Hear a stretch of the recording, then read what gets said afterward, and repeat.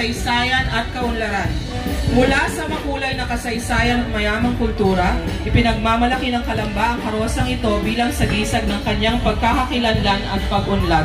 Makikita dito ang mahalagang lugar ng lungsod tulad ng Calambad City Hall na kumakatawan sa matatag at progresibong pamamahala.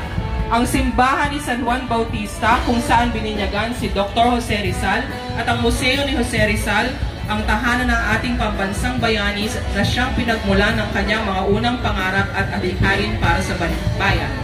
Bilang isang tanyag na destinasyon sa rehiyon at kinikilalang hot spring capital of the Philippines, tampok rin sa float ang mga hot spring resorts ng Calamba, na likas na biyaya ng bundok makiling at patuloy na nagbibigay ng lunas sa mga karamdaman ng mga nagbababad sa mga ito at nagbibigay din ng kabuhayan sa maraming pamilya sa mga barangay kung saan matatagpuan ang mga ito. Kasama rin dito ang mga ani ng Calamba tulad ng kape at mais.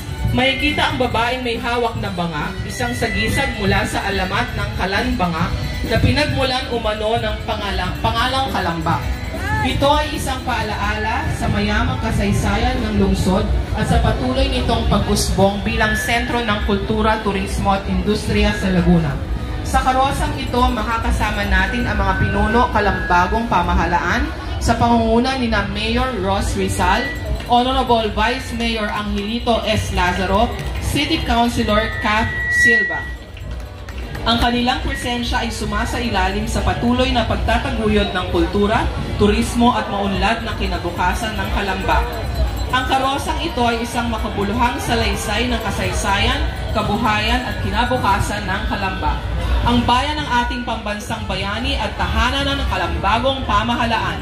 Mabuhay ang Calamba, bayan ng bayani!